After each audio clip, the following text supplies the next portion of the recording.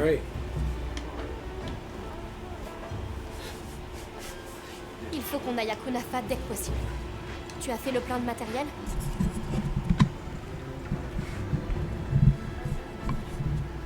Ok tout le monde, on y va.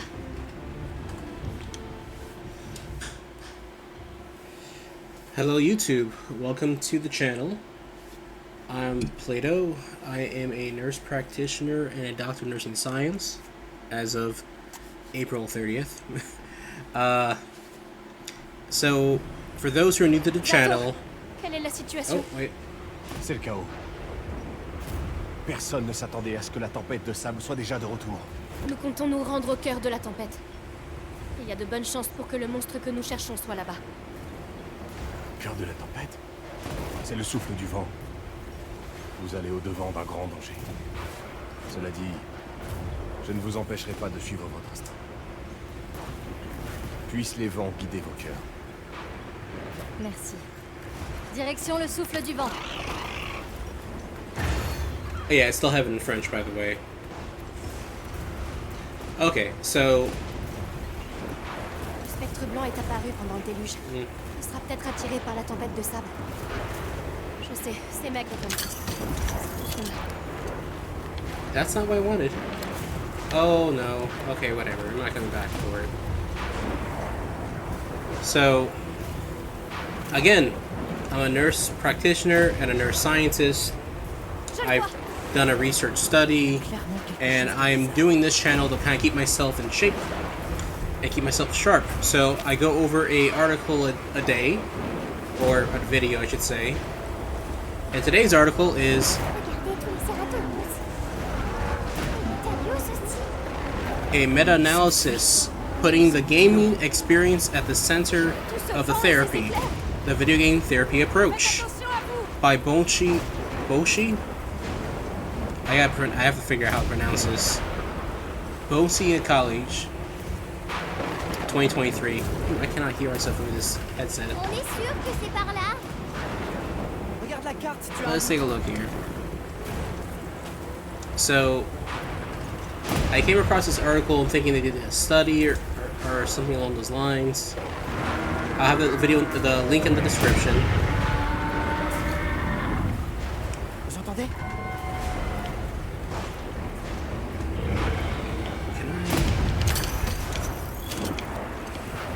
Je sais pas ce que c'est, mais c'est levé de la pâte pour... Presque au cœur de la Sorry, montagne. this is important. Gotta squeeze Restez bugs sur for vos the gardes. juice. That's why we don't really have none left. Is that... Oh, wow. Okay, well, I'll make the most of it.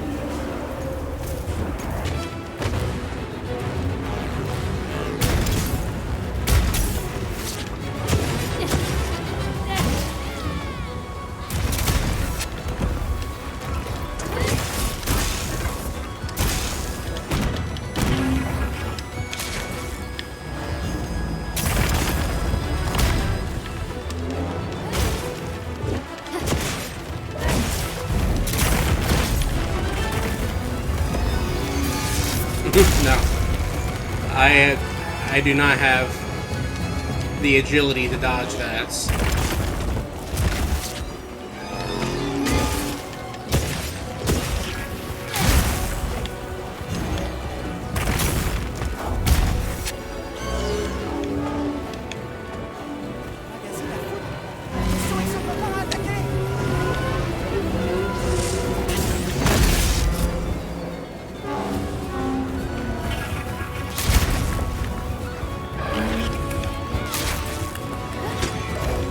Oh shit. Excuse my language. Did I just...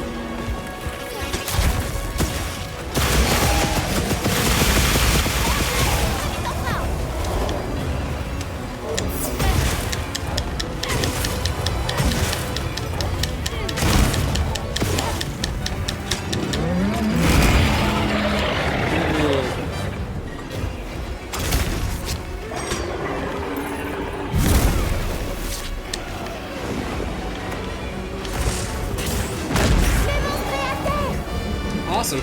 Okay.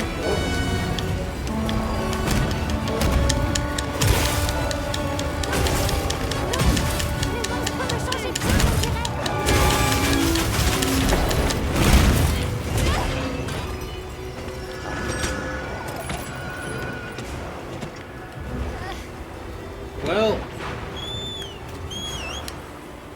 wait, do I have the camp over here set up? That'd be very convenient. I do. Oh! Alright, well, guess that can wait. It's not gonna have another one of these lying around. Les autres devraient être au camp sous l'oasis. Compris.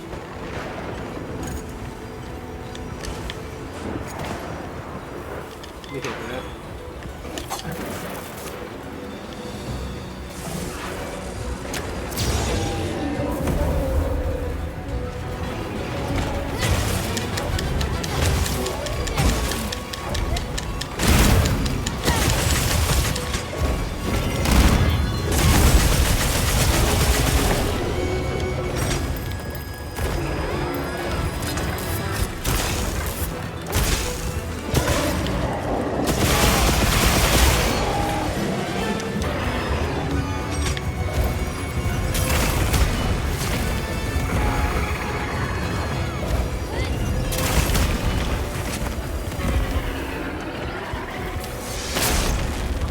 Oh god. Did it just...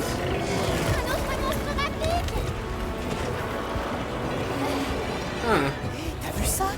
Après avoir déchargé toute son électricité, sa tête avait l'air vulnérable. Yeah, I saw that.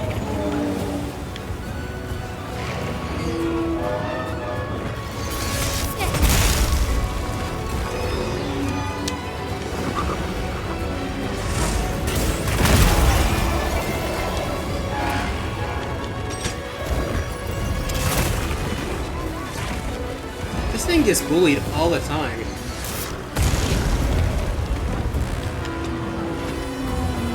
I don't know how it's still standing.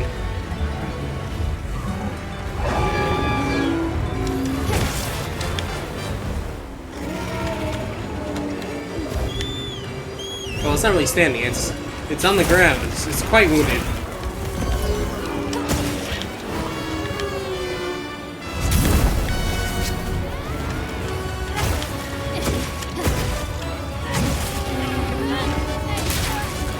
Yeah.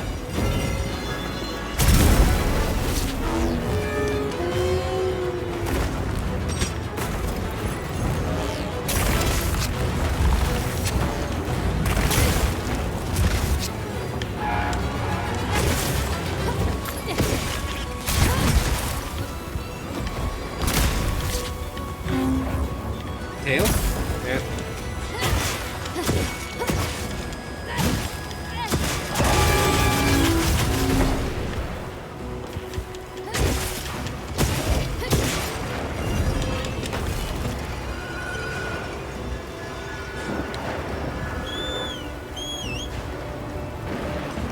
I have more research-related stuff coming up. Just after the Thunder Wyvern gets put under.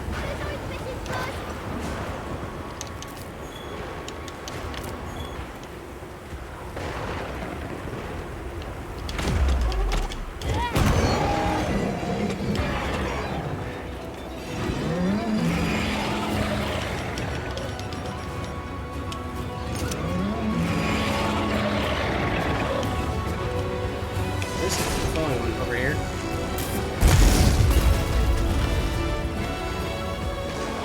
Yeah, over here is fine. Alright.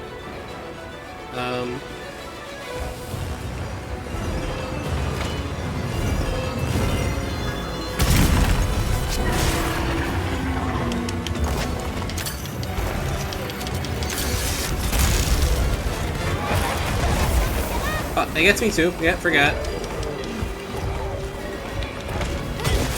St. Looney Tunes.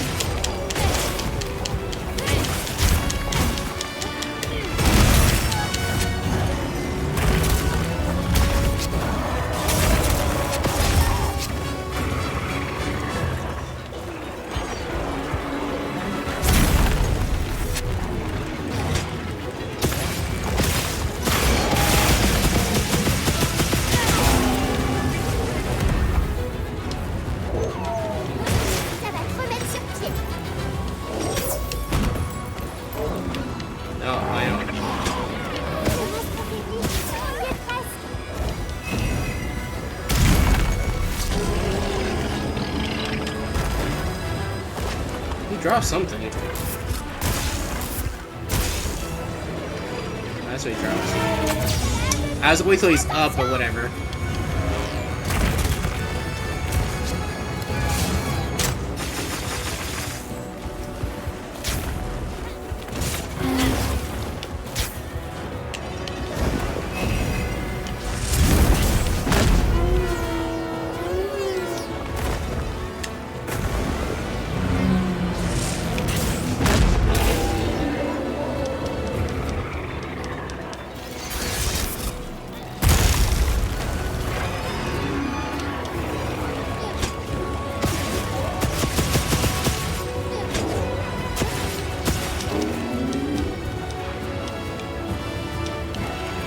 Appreciate you waiting. I can't reach. Ah.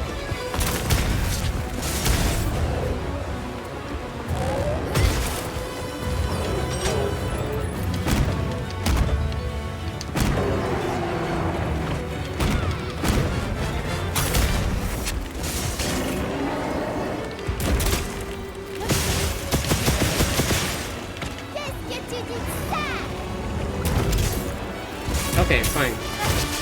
Whatever.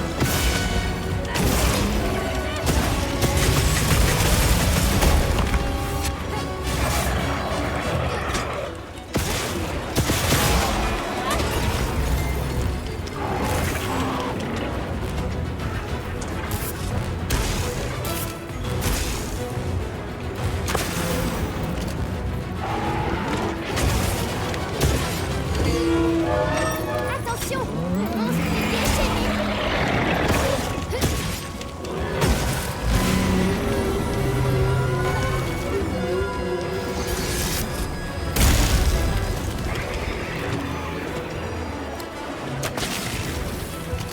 I need to heal. What am I doing? I'm not like about to die or anything, but being put in a very uncomfortable position.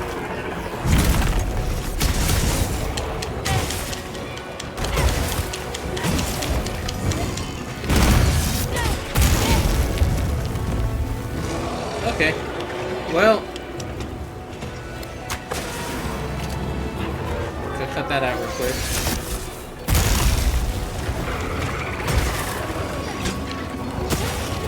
Too slow. I have like 2 seconds to do it.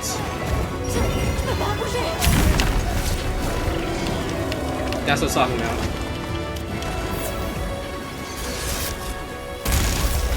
You don't mess with that.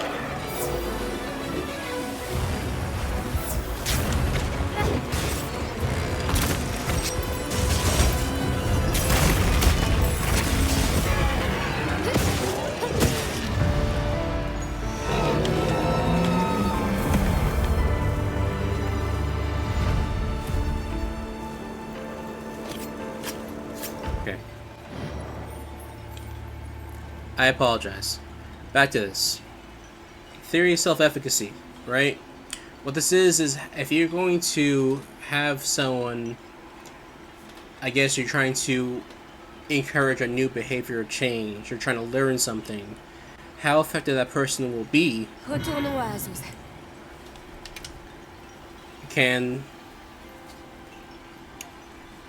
how effective they are. I guess their self-perceived self-efficacy, right? You know, on paper, it's easy to read past this, but when you're putting it to words, it's kind of hard to really express. So, let me word this very carefully. With the theory of self-efficacy, in this case, the self-efficacy being just your ability to really do things, right? And there's 4 parts of this theory. Enactive attainments, vicarious experience, verbal persuasion, and physiological feedback. So, enactive attainments. If you do something, you learn as you do. You're going to learn that way, right? So, this is the most influential. It's affected by your perceived your preconceived ability, the difficulty of the task. Playing this game, for instance, this game's easy, but it's not just that either. Like, you're playing a game. It's low risk. You know, you can fail the game. It's fine. You want to continue, you continue. You don't, you do something else, right? But if you task someone to, hey, finish this game, like, playing the game makes it more likely to finish it, one. Duh. But, the other thing is, their inactive attainments, that aspect of this theory, shows that their ability to complete the task will be affected by them, how well they play the game. And that, I don't think that's too controversial, honestly. I might be misinterpreting this, but this is just my perspective on it. Again, don't take this for the gospel. I would encourage all my listeners and viewers to look this up yourself and make your own judgments on this. Read further into it. But regarding the theory of self-efficacy and the way I'm using it, I'd use it with learning and education. Or, I mean, therapy. Psychotherapy, in fact. Therapy, psychoeducation. And instruction. So, vicarious experience, you see someone else do it, you're likely to succeed doing it. You see what I'm doing here. And I'm not saying you watching me do this will make it easier when... Well, it will make it easier to do what I'm doing, but it won't guarantee your success. So you have the stuff I have, yeah, you should be fine.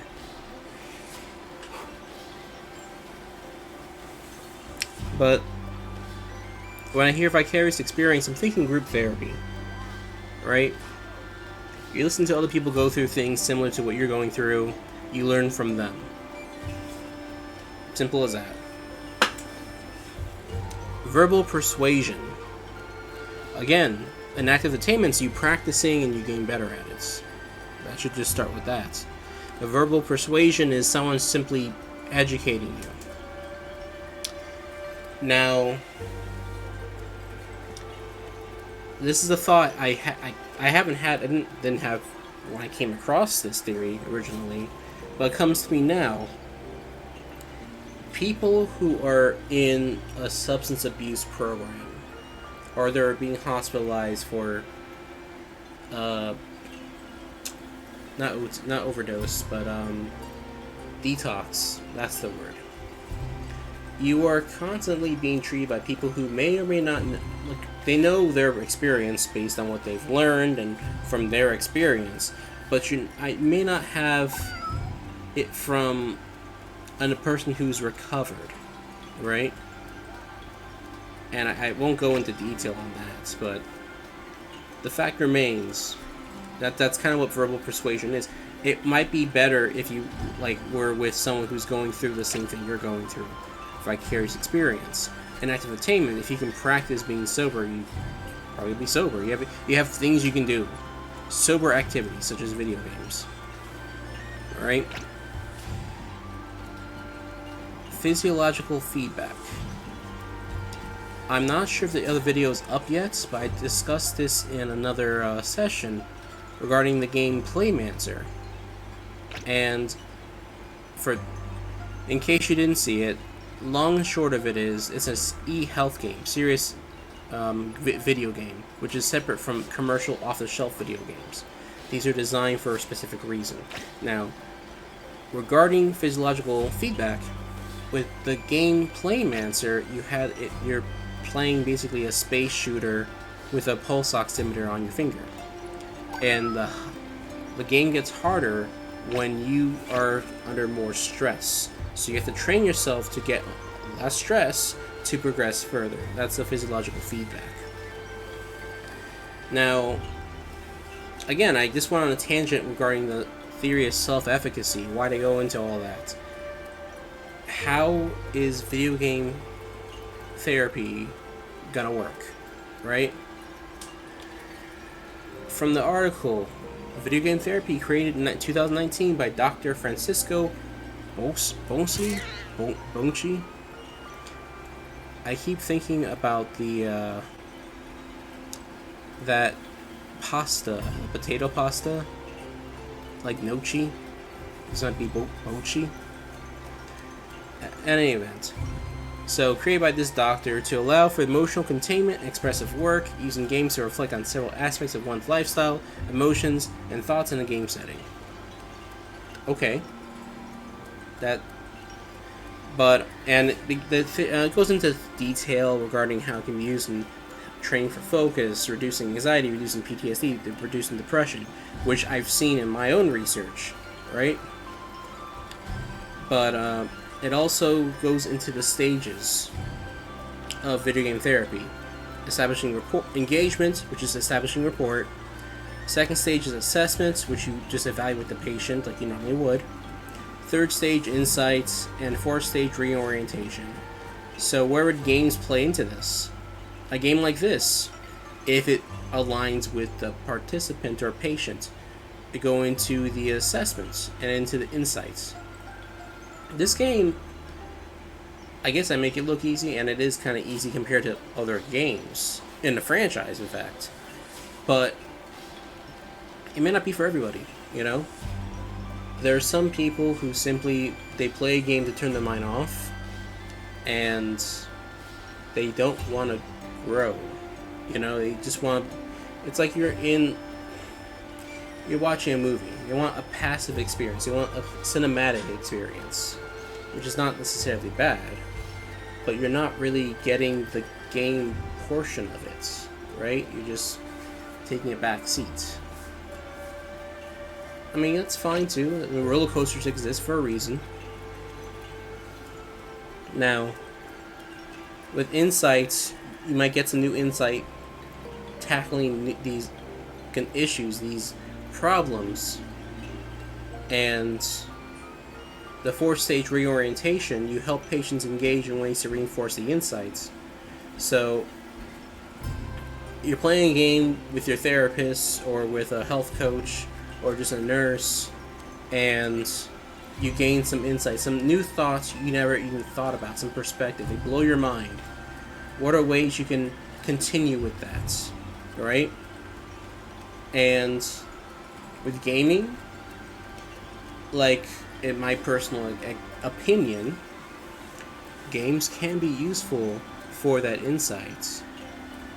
Games can be useful to help reduce the symptoms of PTSD, anxiety, and depression. But what I'm thinking here is, even if you were to get the right game, hypothetically speaking, you get the right game, right? And it gives them insight into thinking about a new way. Are they going to follow up with that? The fourth stage, reorientation, you're going to support them, but they're still going to be based on their self-efficacy and what's going to help in active attainment. Playing the game will help them practice for that. That's great. But in my research, again, I talked before, I'm not going to say too much because it's not out there yet, but vicarious experience that we're seeing in the theory of self-efficacy with group therapy, getting with a good group will help. You see someone else get through things. You see someone else discover their insights might become your own, you know? So this is it. This paper doesn't, I thought it was a research study. There's no results or there's a conclusion, but this is the discussion I'm getting at. How does it fit into our current understanding? How's it fit into my understanding? This is it, right? So going forward, video game therapy specifically can be useful for the granting new insights and practicing that insight. The reorientation phase, which is the fourth stage of what was it now?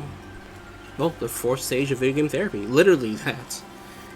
So you're using that to reinforce that insight that you're getting from a game. Now, the hard part, and it's kind of part of like what my researcher is kind of digging into, is what games do you use, what games you don't use, what games are most beneficial, right? And that, my friends, is a topic for another episode. For now, I want to thank you all for tuning in. Okay, that's neat. That's kind of nice. Yeah. So, I'm going to end it here, and we're going to pick up another time. Well, thank you all for your support. Again, I don't have a Patreon or a Ko-fi or a GoFundMe, but any comments, any questions, even any game recommendations, just leave the comments and subscribe. Thank you, thank you.